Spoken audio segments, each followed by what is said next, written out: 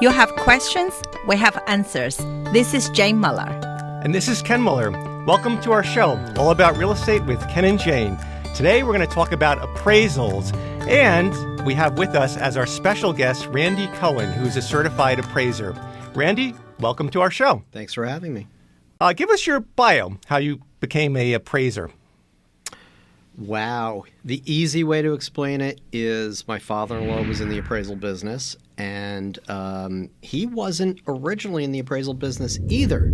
And what happened was he was an engineer, and he was one of these guys who lost his job, and he was doing appraising part-time on the weekends, and when he lost his job, he decided to do it full-time. And the crazy part about it, he was actually working for a cousin of mine who was an appraiser up in North Jersey. So he did that for a bunch of years, and he just eventually accumulated some clients, got very busy, and he convinced me to help him part-time.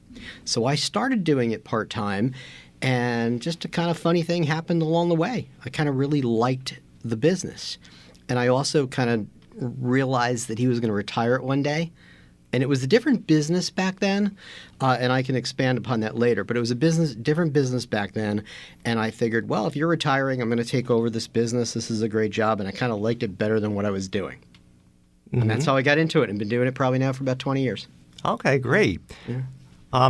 So appraisals are such an important part in the process of home buying. I guess you could say it's critical because under most circumstances, you can't buy a house unless it appraises or it's subject to negotiation. Other than this market is a little bit crazy because people are waiving the appraisals. So let's talk about first off, what are the training and credentials you need to become a certified appraiser so you can hold your shingle out and do this work? So it's been a long time since I had to go through training, and from what I understand, the rules have changed a little bit. So I'm not totally up to date on it, to be honest with you. But from what I understand, you still obviously have to still be an apprentice, which means that you have to get a training license, and then you have to work hours under a licensed appraiser. Mm-hmm. And you have to put a certain amount of hours in. Now, I don't know off the top of my head what those number of hours are. And then now, from what I understand, you also have to have a college degree. Okay. Where years ago, you didn't have to have a college degree, but I think the hours have also gone up. I had it easy because I worked for my father-in-law. So of course, college degree wasn't a problem, but it was great because my father-in-law was busy. He had hired me because he was busy, and I really blew through the hours very quickly. So I became a licensed appraiser probably within a year. I think it's a little bit more difficult these days, and that's a whole other subject too. And then about a year and a half after that, I bumped my license up to a certified appraiser. I just kind of recognized that certain lenders wanted the higher licensing. Now, what is the difference between an appraiser and a certified appraiser? Is there a test involved in? Oh, yeah, there's definitely tests. Okay. There's always a test. You won't go anywhere without tests, always a test. Whether it be an attorney, accountant, or whatever. There are basically 4 licenses in New Jersey. There's general certified, licensed, and apprentice. Mm-hmm. Apprentice is obviously easy. That's just how you start. General certified is the highest level. You generally tend to find a lot of the commercial appraisers are general certified appraisers. They're general certified people doing residential as well. Then there's certified, and things like FHA, high-level loans like, jumbo-type loans. A lot of times the lenders will only want a certified appraiser to do those. Mm-hmm. And then there's regular licensed appraisers, and then apprentice. Apprentice, okay. Right. Yeah. Right. What about for for conventional loan homes? Do they require a certified, or it depends on the lender? It really does depend on the lender. Most lenders will take a licensed appraiser as well as a certified appraiser, as well as a general certified appraiser. Right. But again, depending on their loan exposure, they may require a higher license level to do those higher loans. Right. Absolutely. And like with a lot of fields, I'm sure there's specialty. There's some appraisers that stick to commercial, some stick to residential, some may stick to land, or, and there's all probably subdivisions within commercial. You might have the ones that specialize in warehouse and industrial versus office and retail. So I assume there's a variety of. There are some unique things. I mean, I never really got into it. I have done a lot of high-end homes. I mean, I've done like $7 million homes down the shore. I've done 1 or 2 farms out in Delaware County, Delaware Township out in Hunterdon County. But there are people that will just do land appraisals. There are people that will just do, let's say, retro type appraisals. There are people that will just do mixed use properties. Like if you go down to New Brunswick and you have like a storefront and you have an apartment above it, that's considered mixed use. So there are some specialties where people will just do those kind of things. I did have some experience in the past. They ordered appraisal, and later on, the buyer, for some reasons, they no longer qualified for a commercial, conventional loan. They have to flip to FHA. Yes. At the end, they have to get a different appraiser come because the other appraiser wasn't qualified or certified for the FHA or VA loan. Right. So VA is a totally different thing, and you've got to get on their panel, and that's actually very hard to get onto. And a lot of the guys who've been doing VA for a long time are kind of set in their ways. I tried years ago. I wasn't that interested in doing it, but I have been FHA licensed for or approved for almost my entire career. You do have to. I don't want to say it's a test or anything, but you do have to reapply or register yourself with HUD every single year. So at the beginning of this year, I have to go on their website and re-enter all my credentials. And as long as you haven't done anything wrong, you stay on their panel. But if you do something wrong, HUD will kick you off. Absolutely. And yes, there are some appraisers out there that do not want to do FHA loans. Right. Now, from the technical standpoint, are there different criteria that an FHA or a VA lender may require that you use in the evaluation of the appraisal versus a conventional loan, or are you basically sticking to the same technical approach you would regardless of the lender involved? So the inspection is a little bit different for HUD, for FHA. The basic way you approach, meaning sales comparison approach, cost approach, all those things, income approach if you're doing a small income property, those are all the same. The report doesn't change. It's just things in the report that HUD wants and things that HUD wants you to look at the property. Just the biggest, easiest example to explain this is that HUD or FHA is mostly concerned these days with health and safety of the occupants of the house. They are concerned that there's nothing in the house that's not operational, not functional, or something that could hurt the occupants. Kitchen cabinets and appliances need to be working. There cannot be more than 3 steps without a handrail. Those kind of things. Peeling paint is a biggie in homes that are built before 1978 because of the potential of lead-based paint.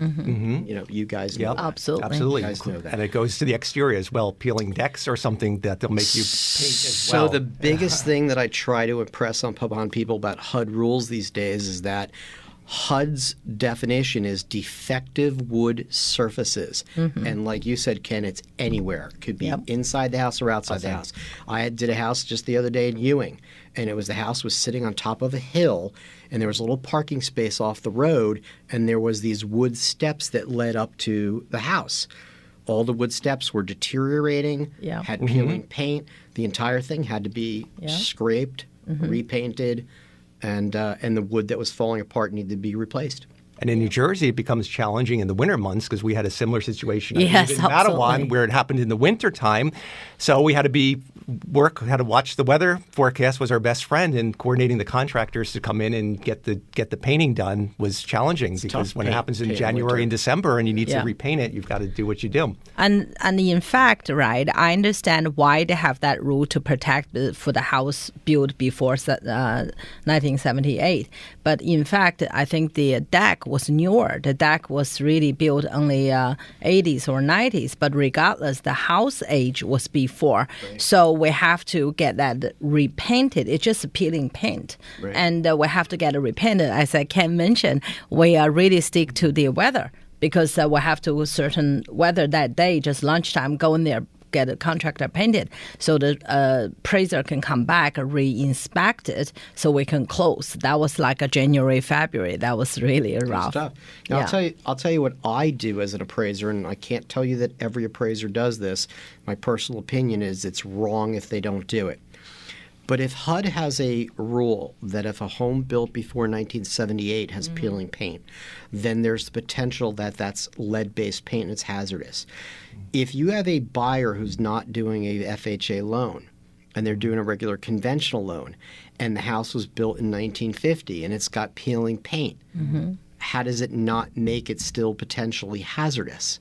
Yes. Just because the loan changed. Now, HUD requires you to fix it. People often come back to the appraiser and say, oh, you're making me fix it. No, I'm not making you fix anything. I'm just telling you in my report that HUD requires you to fix it. So I extend that to all appraisals that I do. If I go to a house that was built in pre-1978 and it's got peeling paint, it doesn't matter to me whether it's a HUD loan or not. If peeling paint is there, that's potentially lead-based. That's a potential hazard. Yep. I will note that on the report. Now, if it's not FHA, I can't require that to be corrected. Yeah. I can only point it out to the lender. Yeah. So my favorite saying about what appraisers do is we observe and we report. Yes. So that's why when they come back and say, you're making me fix anything, I'm like, I'm making you fix anything. Right. That's right. Just you point out in the conventional loan, you alert the lender, and obviously the buyer paid for the report. They get a copy of the report. They can see it, what needs to be done. Obviously, even though they may not be able to ask seller to do it before closing, but for their own family and the health part, after the closing, when spring comes, they should get that done just for their family safety. Right. Yes, absolutely. Also, the realtor contract of sale, the pre-printed contract of sale, gives the buyer a right to do a lead inspection. But I'll tell you, 99.9% of the time,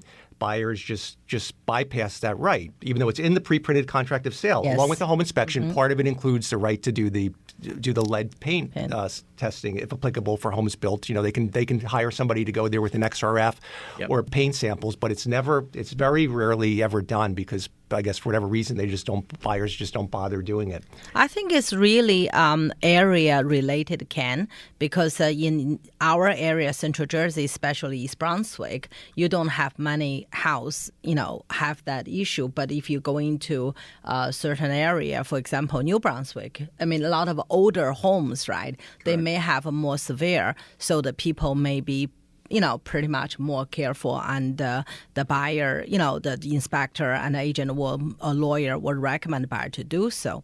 What I try to tell realtors when I meet realtors is that when you are taking listing appointments, yes, go around the house. Absolutely. And I know you do, Jane. Yeah, but, I do. Yes. But go around the house and look for this stuff and kind of try to preempt it if you could. Exactly. We always do. We always give the seller a checklist of things to get the home ready. Absolutely. And, yeah, make it. That's really a great point. Let's take a quick break. We'll be right back. Welcome back to our show. We're joined today by Randy Cohen, who's a certified appraiser. So, Randy, we've been talking about the credentials, and then we got kind of into the whole details of the appraisal and the lead paint. Let's go back and talk about the situations when an appraisal would be needed. From the obvious buyer, somebody buying a home, but there are other situations where there's a need for an appraisal to be done. So most lenders will order an appraisal. There are different kinds of appraisals. There are full interior appraisals, and then there are drive-by appraisals. Again, this is a personal opinion about what you're comfortable doing. I am very uncomfortable putting a value on something that I haven't seen. And that means I want to see the inside and the outside. So I'm not a big fan of drive-by appraisals because the old story, don't judge a book by its cover. That's right. Can't begin to tell you how many houses I've driven up to and I'm like, oh my God, this is beautiful. And you walk inside and it's like, whoa, what happened to the inside? Or it's the reverse where you walk up and you say, oh my God, this house is a disaster. And you walk in and it's beautiful. They've redone everything. And you go, did you guys forget about the outside? So I'm very uncomfortable putting a value on something that I can't see.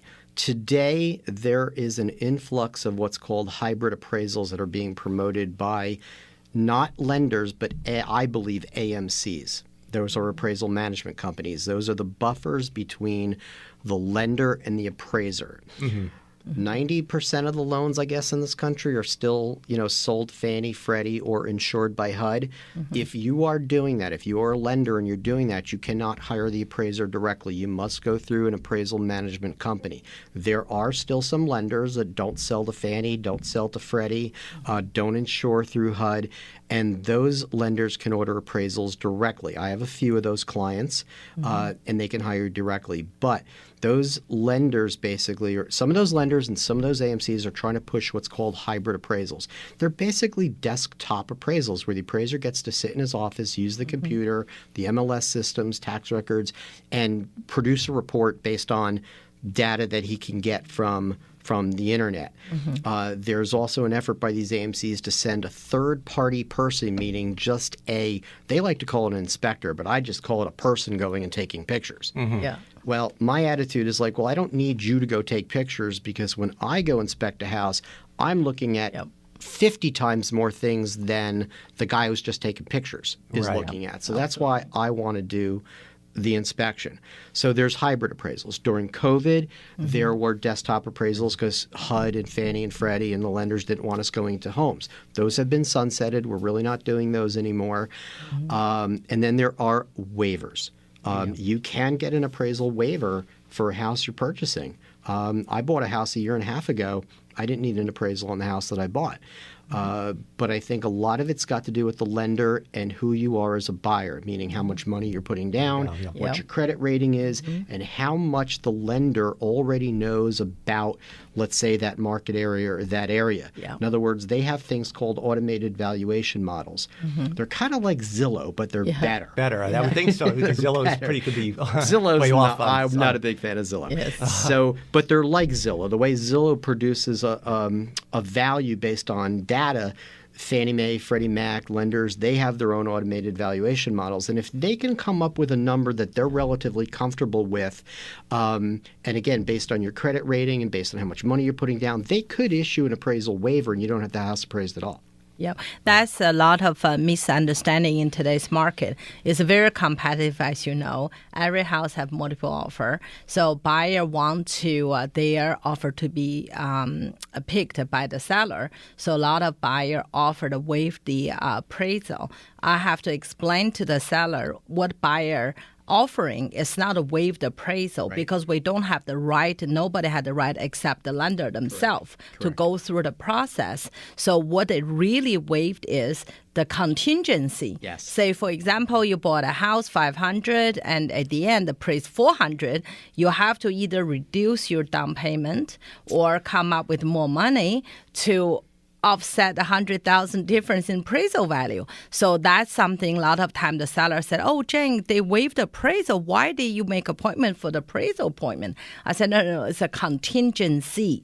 It's not appraisal. But definitely, as you mentioned, we saw a lot of good quality buyers. They have very high down payment. They have an excellent credit and meet all the lender, each individual lender's criteria. They go through the internal process. They get approved for the appraisal waiver, completely waiver. Absolutely. Yes. And Randy, why do you think, getting back to the hybrid appraisals, what do you think? Do you think it's due to the volume, due to the craziness and the volume demand that lenders are reverting to the hybrid in some cases instead of the actual full-blown appraisal? Not sure, but I think that's a possibility, although the hybrids were really starting to come out even pre-pandemic. So yeah, I started seeing those come out before the pandemic hit. And then it seemed as though when the pandemic hit, they weren't really pushing them because they were really more pushing just the, you don't need to go in the house and do the appraisal because of COVID kind of a thing. Right. Drive by. That was kind of evolved into it was a little different because you were still producing almost the same report. The hybrid appraisal is not the same as a regular uniform residential appraisal report that we're doing for banks these days. It's a totally different form that they've created. And again, I'm personally uncomfortable with those. Right. So with that, let's get into what the traditional appraisal encompasses. If you're doing the full-blown appraisal, could you briefly explain the steps involved in that process? I like to break down appraisals in terms of three parts. And it's funny because when I go to inspections, meaning appraisal inspections, not home inspections, I call it an inspection because I'm still walking around the house, but it's an appraisal inspection. That's only really 1/3 of the job. People are like, oh, my God, that's it? And I'm like, no, I've got two other parts that I have to do. So when I get an assignment from either a lender or an appraisal management company, the first thing I do is I do a complete research of that property. I am pulling tax records, history of the house, how many times it's been sold, listings, anything that I could find. I'll even go on places like Zillow and Google. I'll Google the street address. I will try to find out as much as I can about that home. I want to try to know more about it than even the homeowner knows about it. So I do that. And then, of course, I pull all my comps. I do all the research on pulling the comps, which means I need to find out about the subject house, and then I need to see what it's going to compare to. So I'm doing all of that. That's 1/3 of the job before I've even stepped foot outside my office and gone to the property. And then once I get to the property, I then do that appraisal inspection, and then I also will drive the neighborhood and I will shoot photos of comps and do all that. That's 2/3 of the job. And then the last part is actually writing the appraisal report and putting it all together. And interpreting the data, which is subject to some interpretation. It's not like a math where 1 + 1 is 2, and everybody's going to always derive that result. I always tell people and it's let's get not in, a computation. Yeah, and let's get in, and the selection of the comps can alter the appraisal value up or downward, and that can be very challenging because let's say you have a colonial in a neighborhood, but that's the only colonial, so you may have to go outside the neighborhood to get a comparable colonial. So that can be challenging, finding the like house in the same neighborhood, or you might find that's where it gets very that comes down to almost more appraiser opinion as to what they should do. Do you go further back in time to find the same similar home while staying in the same neighborhood, or should you go to a competing neighborhood and find a more recent comp and do that? It can go back and forth. Yeah, and whatever you decide to do as an appraiser, you need to explain that in the report to the lender to say, look, I have a colonial here. It's 4 bedrooms, 2.5 baths, 2-car garage, and there are no sales in the past 6 months in this neighborhood. Right. So therefore, I have chosen to go to the adjacent neighborhood, which I consider to be a competing neighborhood that a buyer might consider one or the other neighborhoods. Yeah. And because I could find the same colonial house, same age, same size, same bedrooms, bathrooms, I will use that as a comp. But you do need to explain that you did that. Or you could say, look, I'm going to go back in time. I'm going to go back 6 to 12 months, and I will find a comp in the same neighborhood, and I will tell the lender, look, there's been none in the past 6 months, so therefore I went back 9 months and chose one. And then again, the appraiser could decide whether or not to make a time adjustment. Yes, like this market. That's right, because especially the last 2 years, you'd have to make an incremental increase because of the especially the in this past year, surge. because especially in this past year, it's becoming more popular because if you look back 7 to 12 months at the median sale prices and you look at it now, it's been different. Yes, it's anywhere between 7 to 10% increase in the last. Lenders 12 want months. you to go back and look at the contract date of those older sales and say, well, okay, this was under contract in this particular date, and let's look at the market data and see what the market has gone up, and are you making an adjustment for the difference in time? Yeah, something we really didn't do many years ago, or some appraisers did, but now it's definitely more prevalent. Yes. Right. So let's talk about the challenges that appraisers face with unique properties. Like, for example, let's say you have that colonial, that 4-bedroom, 2.5 bath colonial, but it's on a very busy street, and it's the only colonial on a busy street in, let's say, the town. Then how do you make the downward adjustment? I'll make it really difficult for you. So how do you make the downward adjustment if you really can't find a comparable colonial in size that has that same external fact pattern, being on a busy road? It's just the rest of the...